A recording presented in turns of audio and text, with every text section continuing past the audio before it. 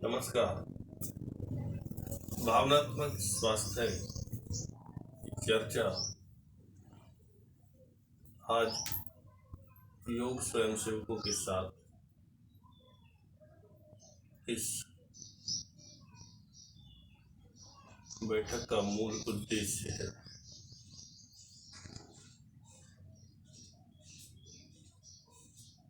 रोग और दुख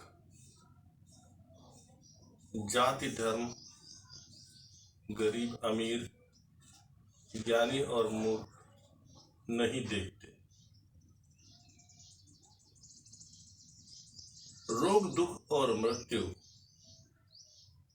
ये केवल समय के अधीन है, कर्म के अधीन है। थोड़ा चिंतन करें तो रोग और दुख है। रोग और दुख के कारण है, रोग और दुख के लक्षण है, योग और दुख के परिणाम भी है, और रोग और दुख के समाधान भी है। और समाधान है गुरु मार्ग और गुण का परिवर्तन। अब अगला चिंतन यह आता है कि भावनात्मक स्वास्थ्य क्या हो सकता है।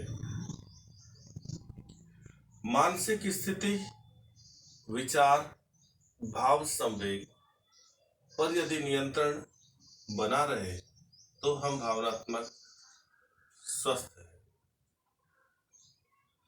अन्यथा अवसादग्रस्तता, चिंताग्रस्तता, तनावग्रस्तता, पक्षपाती चित्त,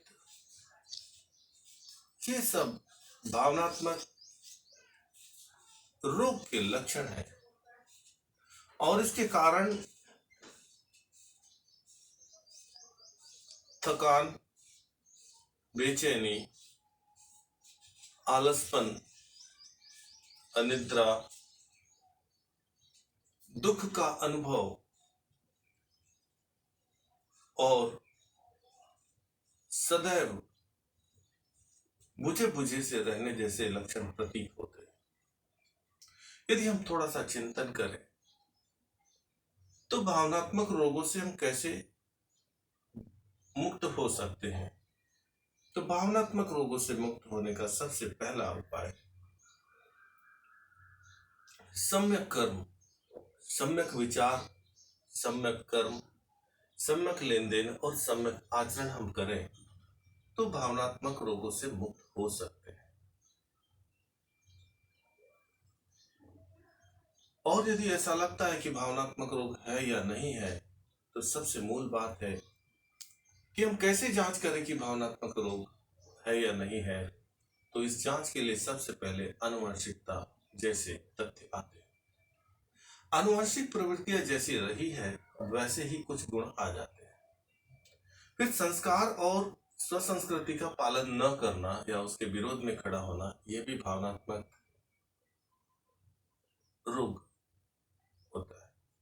उसके बाद स्वयं के प्रति धोखेबाजी करना, स्वयं के प्रति छल कपट करना, स्वयं के प्रति बेईमानी करना, यह भी भावनात्मक रोग का एक मूल लक्षण। यदि हम स्वदेशी चिकित्सा की बात करें तो स्वदेशी चिकित्सा में भावनात्मक रोग से निवारण के लिए क्या संभव हो सकता है। तो ऐसा परंपरागत वैद्य कहते हैं, यदि प्रतिदिन सुबह एक गिलास हल्के गुनगुने दूध के साथ 1 चम्मच अलसी बीज के चूर्ण का सेवन किया जाए तो भावनात्मक रोग से मुक्ति मिल सकती है। और दूसरा उपाय कि सनातन सत्य की खोज करते रहने से भावनात्मक रोग उतने प्रभावी नहीं रह पाते। मित्रों, जीवन का थोड़ा सा भी हम दर्शन करने की इच्छा रखते हैं और जीवन पर थोड़ा सा भी हम विचार करते हैं तो जीवन एक ऐसी अलिखित किताब है जिसमें हमें अपने कार्य और आचरण को लिखना पड़ता है। और इसको लिखने के लिए ईश्वर प्राणिधाम के साथ धर्म, अर्थ, काम और मोक्ष के बीच संतुलन के लिए जीवन को जीना पड़ता है। और भावनात्मक स्वस्थ व्यक्ति के अंदर उद्यम करने की क्षमता, साहस, धैर्य, समबुद्धि, शक्ति, पराक्रम जैसे गुण होते हैं। और फिर ये बात तो परम सत्य है, जीवितम क्षण विनाशी शाश्वतम किमपि नात्र। जीवन तो क्षणभंगुर है, शाश्वत ही सनातन है। और जो दूसरों के वश में है वही दुखी है, और जो कुछ आपके पास अधिकृत और वश में है वही सुख का मूल है। और थोड़ा सा चिंतन करें और अपने चारों ओर आश्चर्य से देखें कि लोगों के जीवन में दुख क्यों आते हैं। दो हृदय और मस्तिष्क के बीच द्वेष क्यों पैदा होता है। दो हृदय और मस्तिष्क के बीच मनमुटाव क्यों आ जाता है। दो हृदय और दो मस्तिष्कों के बीच द्वंद्व क्यों पैदा होता है, क्लेश क्यों पैदा होता है। इन द्वेष, मनमुटाव, क्लेश और द्वंद्व के कारणों को बुद्धि के द्वारा जाना जा सकता है, और बुद्धि जानती भी है, ऐसा नहीं है। लेकिन फिर भी बुद्धि उस कारण को कभी हल नहीं करना चाहती, और इसीलिए भावनात्मक रोग बने हुए रहते हैं। शास्त्रों में लिखा गया है कि विवेक भ्रष्टानाम भवति विनिपात सतम। जिस व्यक्ति का विवेक भ्रष्ट हो गया हो, फिर उसको रोग सभी दिशाओं से घेरने लगते हैं। यह भी विचार करने वाली बात है, और बुद्धिमान इस पर विचार कर सकते हैं। तो फिर विवेक भ्रष्ट होने से बचाना यही जीवन का सबसे बड़ा तप है, साधना है। शास्त्र में ऐसी भी बातें लिखी गई, अनित्यम यौवनम रूपम जीवितम द्रव्य संचय आरोग्यम प्रिय संभासो कथयेत न पंडिता। जो मनुष्य ये जानता है कि यौवन, रूप, धन संचय ये सब क्षणभंगुर है, केवल अपने द्वारा किए गए कर्म यही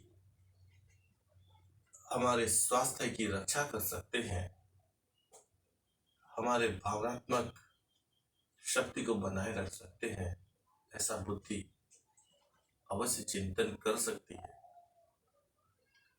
और यह भी चिंतन कर सकती है कि कुटुंब पुत्र दाराश्च शरीरम संचयाश्च पारक्यम ध्रुवम सर्वम किम स्वसुकृत दृष्टकृतम। कुटुंब, पत्नी, पुत्र, शरीर, संचय किया हुआ धन, यह एक दिन छूटने ही वाला है, और जो कुछ बचने वाला है आपके अंतर मन में वो केवल आपके कर्म, जो कि अवचेतन मन में बचे हुए रहते हैं। और भावनात्मक स्वास्थ्य का सबसे महत्वपूर्ण उपाय है सत्यमेव व्रतः यस्य दया दीनेषु सर्वदा। काम क्रोधो वशे यस्य स साधु कलश्यते बुधैः।